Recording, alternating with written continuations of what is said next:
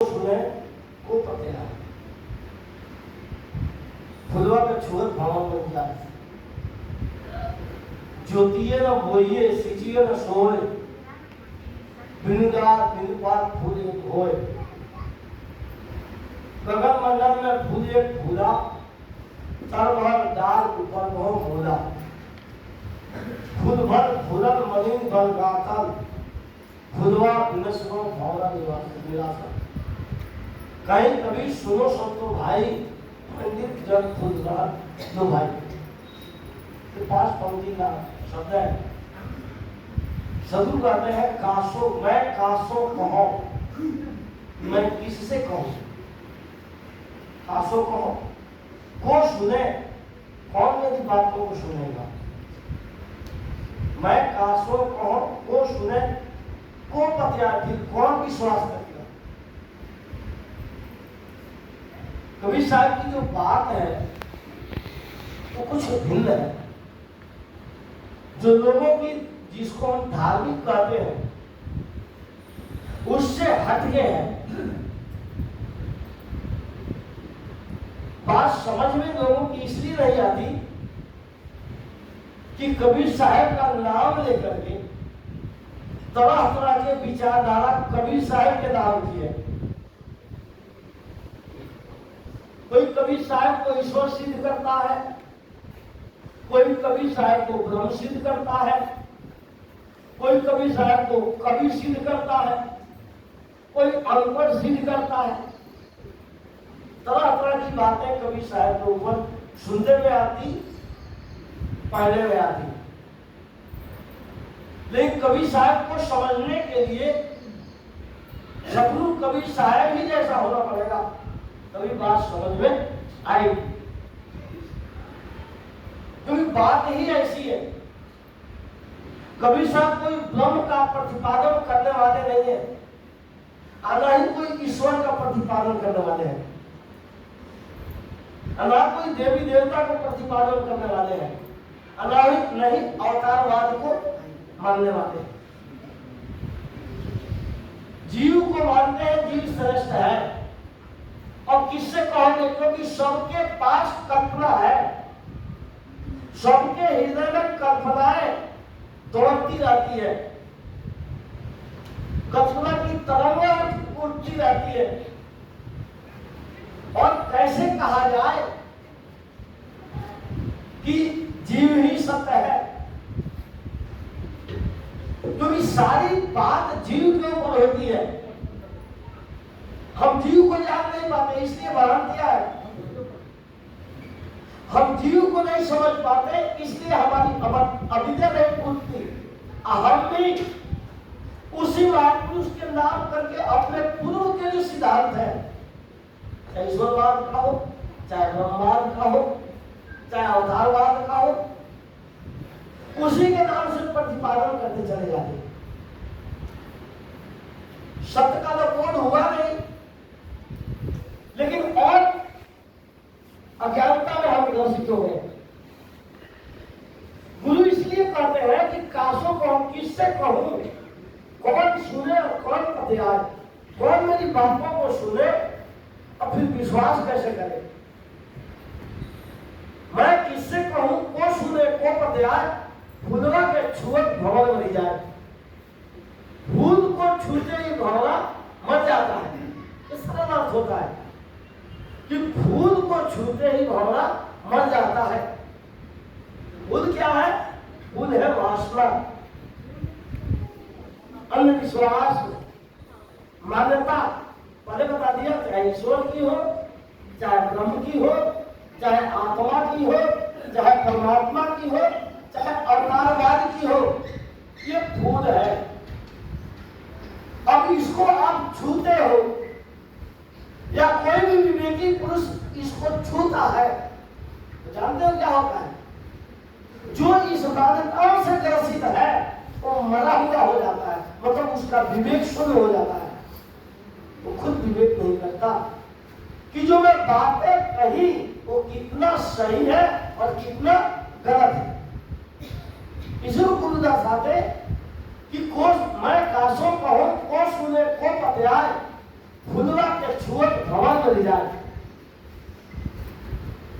जब ये कल्पना हमारे सतत होती है, समझ लेना, जीव के साथ भी कोई भी कल्पना यदि खड़ी होती है तो मनुष्य जीव विवेकी नहीं होता, जागृत नहीं होता, सजग नहीं होता, सावधान नहीं होता, या यूं कहा उसके पास समझ नहीं रहती,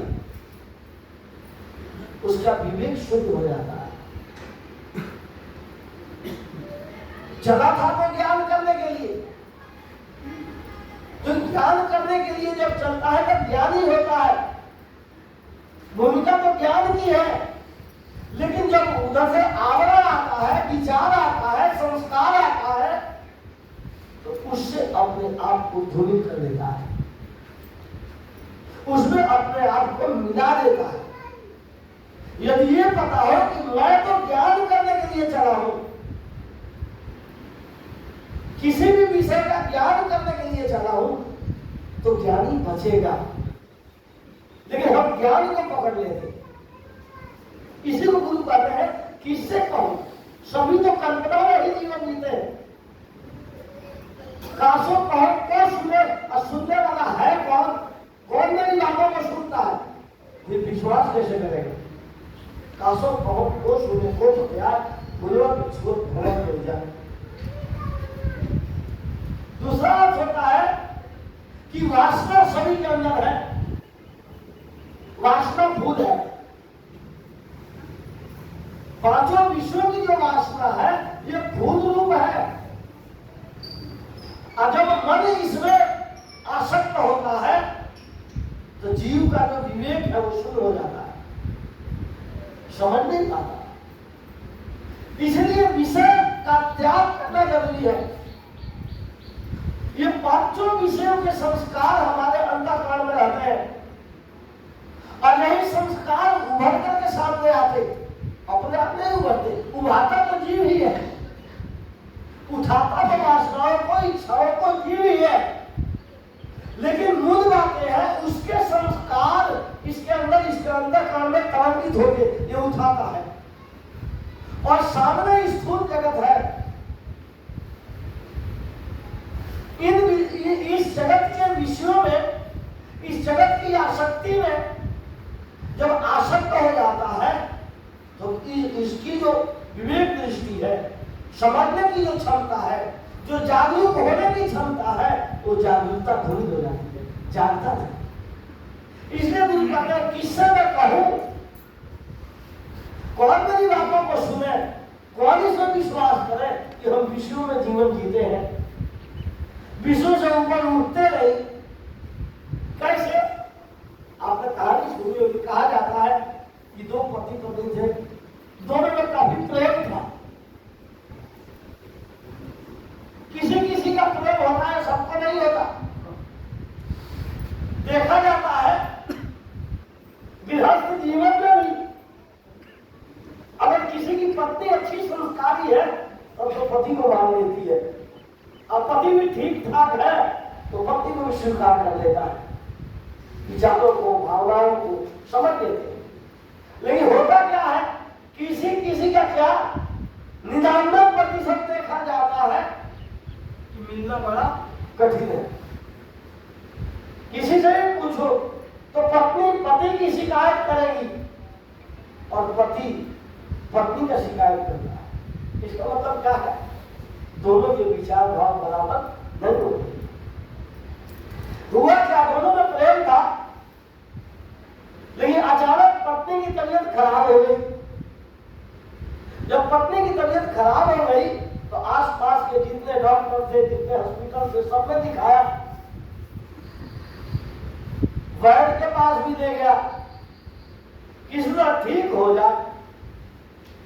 और थक करके उसकी पत्नी कहती है कि मैं तो बीमार हो गई हूं, और आपने कसर भी नहीं छोड़ी, जगह जगह सभी डॉक्टरों से, सभी हॉस्पिटलों में ले जाकर के दिखाए, वैद्य को भी दिखाए, लेकिन लगता है ये बीमारी ठीक नहीं होने वाली है। उसने कहा कि नहीं नहीं, मैं ठीक करके छोड़ूंगा, यदि बीमारी ठीक हो जाएगी, कहा नहीं, मुझे आभास हो रहा है, विश्वास हो रहा है कि हो सकता है मेरी बीमारी ठीक नहीं होगी। कहा कैसे नहीं ठीक होगी? कहा हो सकता है मेरा शरीर छूट जाए। अब वो क्या करता है, जब इसने कहा कि मेरा शरीर छूट जाएगा तो ये कहता मैं पागल हो जाऊंगा। कहा शरीर छूट जाएगा तो मैं पागल हो जाऊंगा।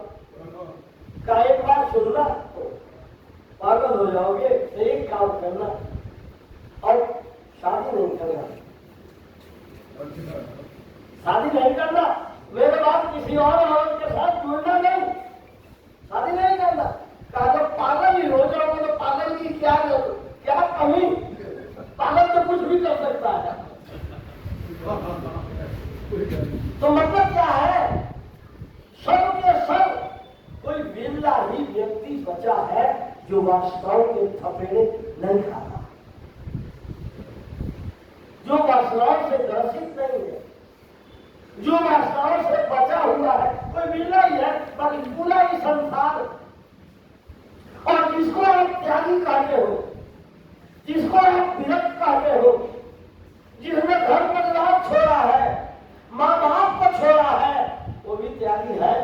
वो भी कहीं कहीं आशा लगा के बैठा है, कहीं ब्रह्म की याद में, कहीं ईश्वर की याद में, कहीं ज्योति का दर्शन करता है। तो क्या ये जो जितना भी हमारे मन में भावना बनती है, स्थूल जगत की वासना है, स्थूल जगत की ही कामना है। ये सूक्ष्म जगत में त्यागी फंस जाते और स्थूल जगत में गृहस्थी फंस जाते।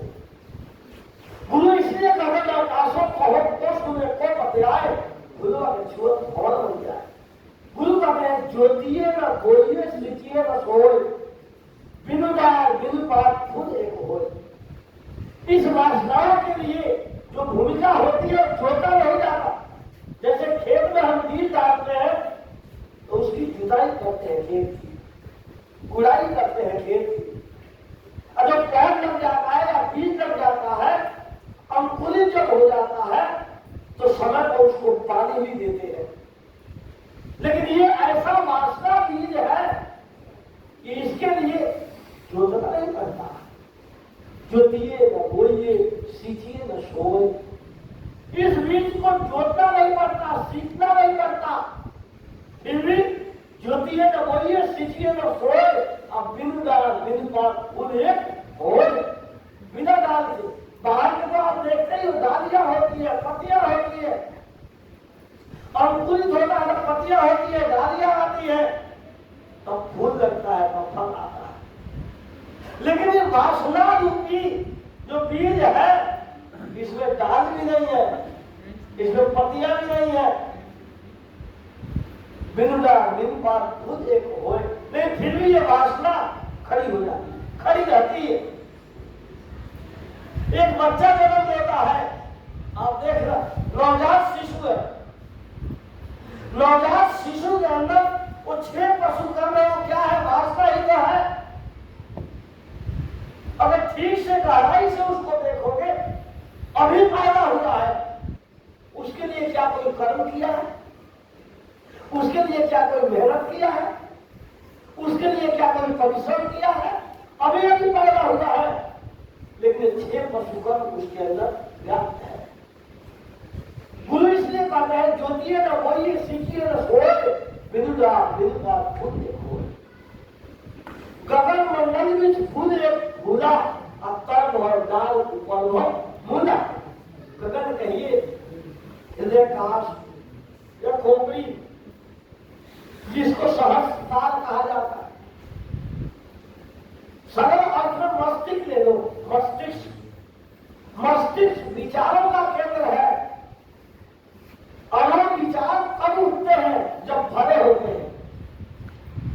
गगन मंडल में फूल एक भूला, वो जो इसके मस्तिष्क में जो विचार आते हैं, किसके आते हैं? इस संसार के ही तो आते हैं, पांचों विषयों के ही तो आते हैं।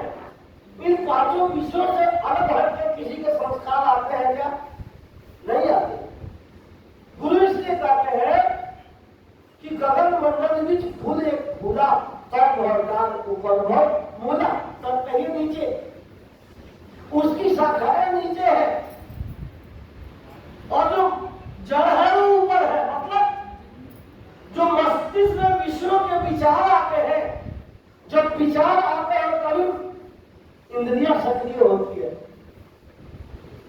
अगर विचार नहीं आए तो आपकी कोई भी इंद्रिया सक्रिय नहीं होगी। इंद्रिया के ऊपर थोड़ी है, इंद्रिया तो नीचे ही है। जड़ है आपकी थिंकिंग, जड़ है आपके विचार, जड़ है इस जगत के संस्कार। अब किस रूप के आपके संस्कार है? अगर पांचों विषयों के हैं तो देह भाव में आप आ जाओगे, और देह भाव में आओगे तो निश्चित है वासना तो जोड़ करेगी ही करेगी। गुरु इसलिए कहते हैं ज्योति ने वही सिटी न सोए बिरुदा गुणपात फूल एक होए गगन मंडल बीच फूल एक फूला तर वरदान ऊपर फूला फूल भर फूलन मलिनी भर गाथल। फूल जब फूल जाता है तो मलिनी मालिन जो फूल की माला बनाता है। जब विचार आया कर्म के लिए जब आप चले, स्थूल से जुड़े, जो ही कर्म आपने किया आपकी चित्तवृत्ति रूप वो जो मालिन है ना वो भी संस्कार बना दिया। कर्म करते ही संस्कार बन गया, और संस्कार जब बना तो ये मालिन ऐसी माला गुजती है, उसी को गुरु कहते हैं फूल भर फूलन मलिन भर गाथल अब फूलवा विदस्नो भौरा निराशा। जब वो फूल वासना वासना का वेग कम हो जाता है तो क्या होता है? बिना उपयोग किए कम नहीं होता।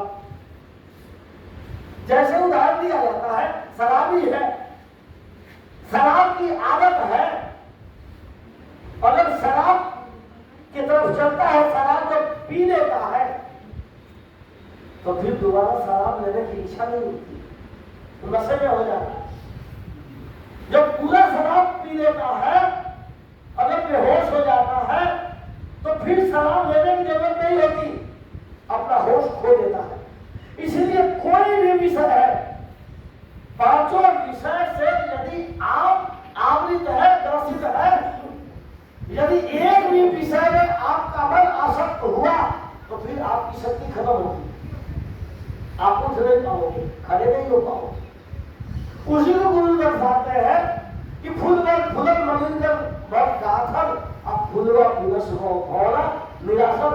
भौला कहिए मन उदास हो जाता है, हताश हो जाता है, निराश हो जाता है।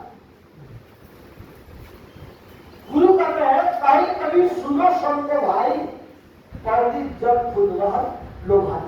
गुरु कहते हैं संतो इस बात को सुनो, आम आदमी की बात छोड़ो, जिसको हम ज्ञानी कहते, जिसको वक्ता कहते, जो जगत को नश्वर बताते, जगत सदा रहने वाला नहीं बदलने वाला है, परिवर्तनशील है, कहते हैं इस बात को, फिर भी कहते हैं वो भी इसी में आसक्त है। जो विवेकी तो नहीं है, ज्ञानी हो सकता है, समझ तो नहीं है, पढ़ करके बोल सकता है, लेकिन वासनाओं से ग्रसित है तो ये समझ लेना कि वो कभी छूट नहीं सकता, या यूं कहे दुख से नहीं बच सकता। शरीर तो आखिर छूटेगा। तो जो आपने निश्चय किया, विषय वासना निश्चय किया है, जगत की कामना निश्चय किया है, तो जगत में तो परिवर्तन है, वो एक रस रहता नहीं। आप निश्चय करने वाले चेतन जीव एक रस रहते हो। यदि इस जीवन में अपने चेतन स्वरूप का बोध हो जाए तो जगत छूट जाएगा। लेकिन हम अगर चेतन स्वरूप का बोध नहीं करते, अपनी पहचान नहीं करते, अपना ज्ञान नहीं करते, अपना निश्चय नहीं करते, तो जगत तो मिलने वाला है नहीं। तीन काम में जगत मिलने वाला नहीं, क्योंकि वासनाओं के कारण वो वासना आपके अंदर से पैदा होती है और जगत में परिवर्तन है। कैसे आ सकता होता है? एक छोटी कहानी ताकि बदलूंगा। कहा जाता है एक लड़का था, पढ़ रहा था, 12वीं कर ली। 12वीं जब किया तो 12वीं का बच्चा जवान हो जाता है, 17-18 साल का हो जाता है। तो बीच बीच में सांस्कृतिक कार्यक्रम होता था, तो उसमें अभिनय करने के लिए लड़की का रोल लेता था, बहुत सुंदर लड़की का रोल लेता था। जब वो 12वीं कर ली, करने के बाद उसने मेडिकल लिया, MBBS कर लिया। करने के बाद उसका जो पिताजी है उसने कहा कि भाई अब ऐसा करो, हम फोटो ला देते हैं लड़कियों के, अब जिस लड़की का फोटो पसंद है आपको उसी से आपकी शादी हो जाएगी। 8-10 फोटो लाकर दे दिया। देखा एक लड़की बहुत सुंदर थी, उसको चुना कि मैं किसी से शादी करूंगा।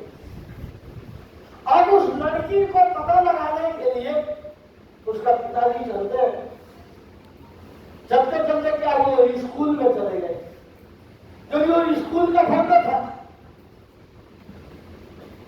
समय बदल गया, टीचर भी बदल गए, प्रिंसिपल भी बदल गया, लेकिन जब पता लगा तो पता लगा ये कि ये जिस लड़के की ये फोटो है, ये लड़की नहीं है, लड़का है। जिस लड़की का ये फोटो है वो लड़की नहीं है, लड़का है। लड़का है बोला कहा अमुक गांव का है, कहा मैं भी तो अमुक गांव से ही आया हूं और इसका नाम अमुक है, मतलब वो तो मेरा ही लड़का है।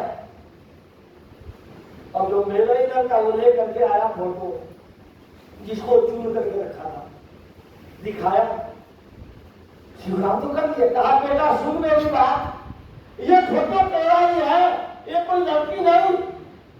क्योंकि जब तू स्कूल में पढ़ता था तो तू लड़की का रोल आना करता था, अभिनय करता था, और वो लड़की का रोल तू ही खेला हुआ, ये तेरा ही फोटो। और जब बात था तो कहा कि मैं भी कैसे को चुना जो मेरा ही फोटो है। मतलब वासना, आदमी वासना को पकड़ता है, चाहे वो गृहस्थी हो और चाहे वो तथाकथित व्यक्त हो। वासना में जीवन आदमी जीता है और वासना में जीवन जीने वाला वासना को ही प्राप्त करता है, अपने चेतन स्वरूप को प्राप्त नहीं करता। जो ईश्वर को दर्शन करना चाहता है, ईश्वर का ध्यान करता है, वो तो तत्वों का ही है, चाहे ज्योति रूप का हो, चाहे शब्द रूप का हो, चाहे भाव रूप कर दो, चाहे आनंद रूप का हो। वो आनंद आपके ही अंतःकरण का भाव है। जैसे सच्चिदानंद की बात है, सत्य चित्त आनंद 3 शब्द है। सत्य और चित्त यहाँ तक तो ठीक है, सत्य है और चित्त चेतन है, वो आप हो, ये जीव है, ये चेतन अविनाशी जीव है। लेकिन आनंद कैसे आएगा? आनंद जब तक 2 शब्द नहीं मिलते, 2 वस्तु नहीं मिलती, तब तक आनंद उत्पन्न नहीं होता, इकाई में आनंद नहीं होता। इसलिए गुरु ने कहा आनंद आनंद शब्द है, आनंद जीव को काल अपूर्ण पर प्रकाश है, सरल कबीर दयाल। आप आनंद रूप नहीं हो, आप आनंद को जानने वाले हो, आप जनैया हो, आप ज्ञाता हो। तो इसीलिए जो जानता है उस ज्ञान रूप में जानता है। इसलिए गुरु कहते हैं इस बात को मैं किससे कहूं कि आप चेतन ही अविनाशी हो, ज्ञान रूप ही आपका स्वभाव है। आप उसमें ठहरोगे तो आपका कल्याण होगा। कोशिश यही करना चाहिए कि अपने स्वरूप में ठहरिए और अपने जीवन का कल्याण कीजिए। सबका मंगल हो, सबका कल्याण हो। इन्हीं शब्दों के साथ हमारी तो विराम बोलिए श्री सद्गुरु।